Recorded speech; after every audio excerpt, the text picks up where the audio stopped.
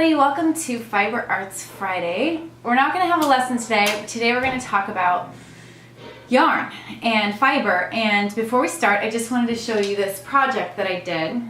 I wanted to make this, as soon as I saw these handles, I knew I wanted to make a little bag. My mom used to have a bag like this when I was growing up. I don't remember much about it except I love the wood handles. And I had this fabric and this, I think this was some cotton. This feels like cotton, this blue sky cotton, and I just loved the color. I think that a good sort of chartreuse is hard to find, and so I found this chartreuse and loved it, and I wanted to master cable knit. I wanted to use the chartreuse. I wanted the purse with the handles. So this pattern was a beast. I had to start over like 4 or 5 times. I wanted to master cables. I wanted the color, I wanted the purse handles, and as an added touch, a friend of mine, his fiance he's like an interior designer, but they're both designers. So my friend works for Nike, and then his fiance, I don't think they're married yet, is also in design, and so he knew some jewelers, and they carved these holes into the handles for me, so that I could cross-stitch the hearts. So see that they're cross-stitched in the back? And then I lined it with this perfect fabric. So I love this bag. I don't use it enough because it's like one of my treasures, but I need to start using it more. But I wanted to share. This was one of my earlier favorite knit creations, one of my first early sort of challenge projects. So let's talk about wool now. Let's talk about yarn. I'm not an expert, but I'm just gonna share with you what I know about yarn. So let's start with, I think most people start with acrylic. I started with acrylic. There's a lot of different solid acrylics out there. Vantage Choice is a big one. And other brands have just like the rainbow of colors so that when you go to the craft store, like a Michael's or a Joann or even Walmart, you can just sort of pick out whatever yarn you want. It's usually a worsted weight, which means it's kind of like, it would be best on maybe size 8 needles. And you can do many basic crafts with acrylic yarn. It's a great place to start. It's machine washable, but true in their heart, fiber artists, usually are more into animal fibers. So I am totally pro acrylic. This is 100%, actually this is a blend. This is 78% acrylic, 22% wool. This is called Scarfy from Lion Brand, and this is machine washable, and it's affordable. You can make an entire scarf out of it. So acrylic has its place in the world. It's pretty soft, and it wears well. It has great qualities, but there are some real fiber enthusiasts who would never use acrylic anymore. But let's start from the sort of the top, and then we'll move down to acrylic. So this is an example of sort of what like really serious knitters and fiber people are into. This is 100% wool. The label will tell you where it's from. This is a company in Montana. People who are into wool get really excited not only about the fact that it's 100% wool, but they want to know what kind of sheep it came from.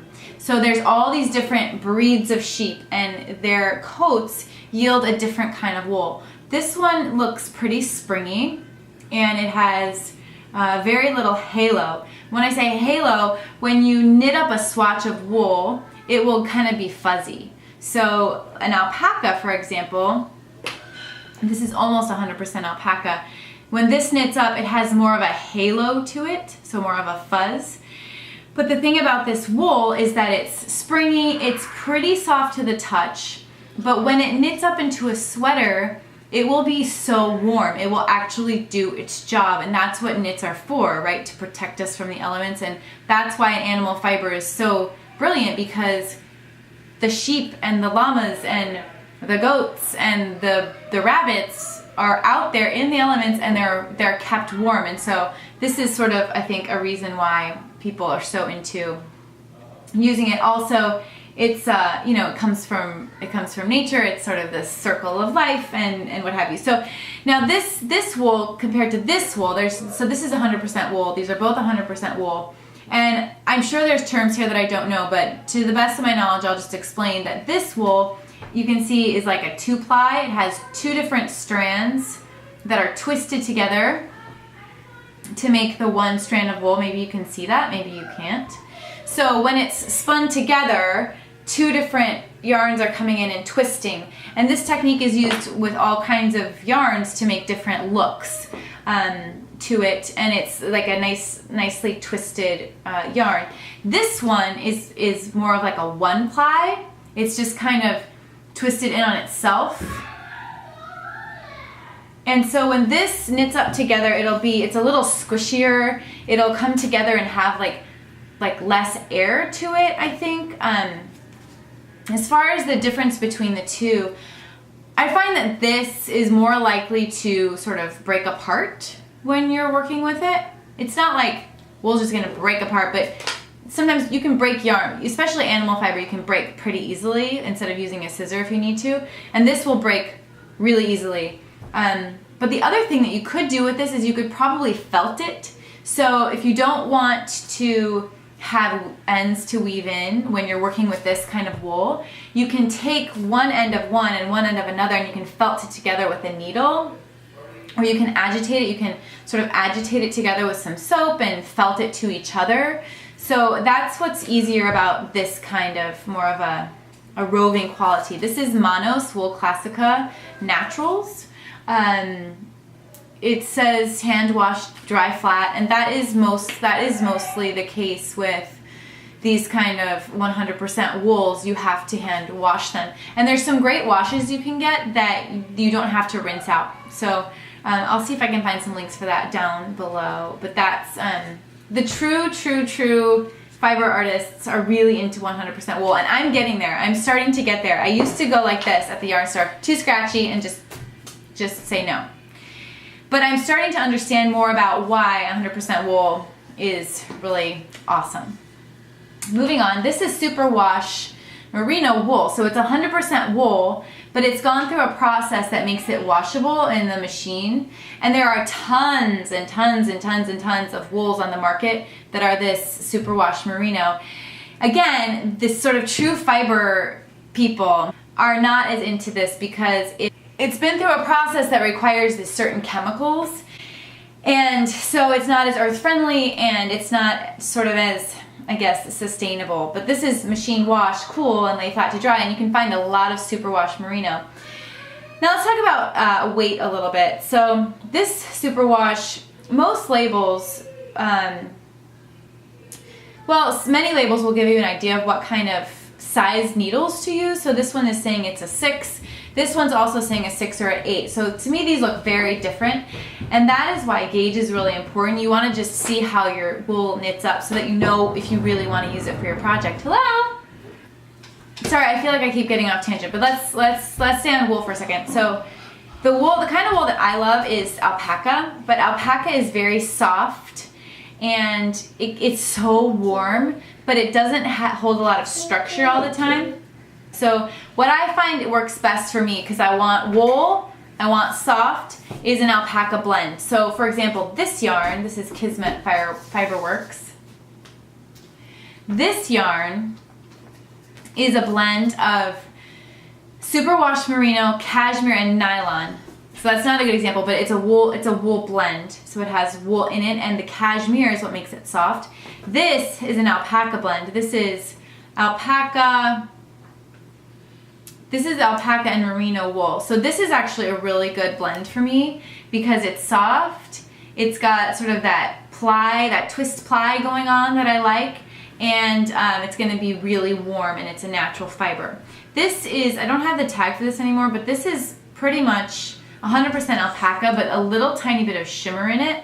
This is from the Long Island Livestock Company. And I use this for a cowl part of a sweater and even sleeves. So this alpaca with that little metallic in it draped really, really well.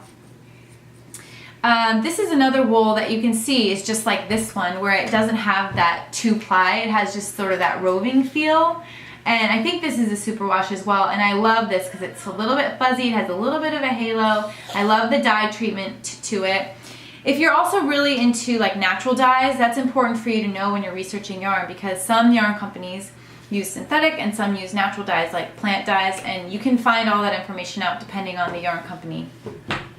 Okay, there's just so much to talk about. I don't want this to be forever long, but let's talk about sock yarn. I am still working on my first pair of socks, but I'm really drawn to sock yarn. I think this is a good example of sock yarn. The weight is a little bit like fingering weight, and the reason why that's good for socks, they even have a picture of a sock on it. The reason why that's good for socks is because you want socks to be nice and tight and knit, kind of like the machine socks, you know, machine knit socks that we buy. And so that's why it's good for it to be tight. Now, if you don't want to make socks like me, you can make baby hats out of this, and you can mix it. You can do 2 skeins together if you want a thicker look, whatever you want. You can use sock yarn for more than just socks. It's good when sock yarn has a little bit of something that's not natural wool in it, like maybe nylon. Having something in the sock yarn that's I guess synthetic, for lack of a better term, is good, because then it helps the socks to wear longer and you can machine wash them. But when you knit socks, when you do the heel and you knit socks, the heel and maybe even the toe has some reinforcement stitch in there, like you do a different stitch for that part, so it keeps it stronger and it helps it to last longer. Okay, what else can I talk about? Let's talk about cotton. So this is kitchen cotton from Lion Brand, and this is 100% cotton. And this cotton is great for things like dishcloths. I think that's why it's called kitchen cotton. That's one of the best uses. I've used this on my stockings because this color was a great color and it was the color that I really wanted. And it was fine, but I had to do about 4 different strands of this held together to get the right sort of thickness that I wanted. This is a little bit dull. It's not that soft, but I think it would wear really well because it's cotton. It's kind of like knitting with string. This is mercerized cotton, which is a little more luxurious. It's got a sheen to it because being mercerized means it's gone through this process of being twisted really tightly and then treated with a chemical that makes it shine. And this can be great for baby because, again, it's cotton. You can machine wash it. You can make blankets. You can make loveys, like toys with it. You can make some, I think this would be great for some, I can't say this word, but amigurumi, the Japanese technique of crocheting toys. And like balls. I love crocheting balls and putting like a little shaky egg inside or a bell. This cotton is great for things like that. As far as a garment goes, I'm actually wearing a garment made of this 24/7 cotton, and it's great. It breathes really well. It has a nice weight to it, but it's not too heavy. I mean, the nature of crochet is that it's airy, but it also actually feels like, oh, I was a little chilly and now I'm feeling a little warmer, and then when I'm feeling warmer, it will give me the air I need, which is the nature of cotton, right? So it does. I mean, you can see it's really beautiful when it's all crocheted up into a garment. So it's pretty versatile. I prefer wool over cotton, but cotton has its place in the world for sure. This is a blend of acrylic and nylon. So this is the Modern Baby from Lion Brand. It's also great for baby because it's a little bit softer because of the nylon, and it seems a little bit hardier. This is actually quite similar to 24/7 cotton, only it's a bit springier. So you'll see that most wool has a stretch to it. Cotton doesn't stretch very much. It doesn't forgive. It's not very forgiving. Cotton candy. It doesn't stretch. And so that's one difference to keep in mind when you're choosing your yarn for your project. Nylon, acrylic, wool, it expands quite a bit. And you'll notice that when you do certain bind-offs, that sometimes they're not stretchy enough. So that's one thing that's really important about knits, is that it can be stretchy. And knitting is more stretchy than crochet. Crochet has more structure to it. It's a little stiffer. That's why it's good for like a poncho, so it doesn't just like drape and fall. Like this is keeping its shape really nicely. That's why it's great. Crocheting is great for toys because that single crochet stitch stays really tight together. Here's some wool blends. This is wool and acrylic. This is sort of where I started and I'm back to the beginning again. This alpine wool and the scarfy. So this has some wool and some acrylic, which actually makes the wool feel softer.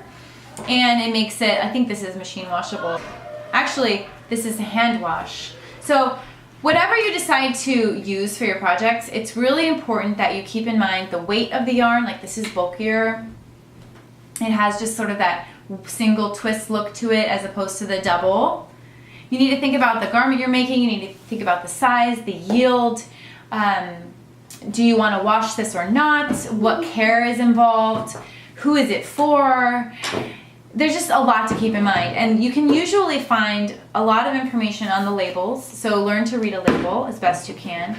And I really suggest that you swatch. So take the yarn home and start playing with it. You can start a swatch on 1 needles, and then at one point you can switch to bigger, and then switch to bigger, and then you can just sort of check it out, play with it, stretch it, move it, even block it. Like blocking it means you sort of get it wet, you spread it out, you let it dry, see how it behaves after it's blocked too, because that can change how you feel about the needles you're using and about the fiber you're using. So I hope that's helpful, and just let me know if you have any questions, because I've worked with tons of different types of yarns on tons of different projects, and that's sort of my wisdom for now. I will always be drawn to all of it, but I really do love alpaca for the feel, and I really love blends. You know, even if they have acrylic in it, I do love a blend for a lot of different reasons. So let me know what's your favorite. I want to know, and let's just keep the conversation going below, okay? See ya.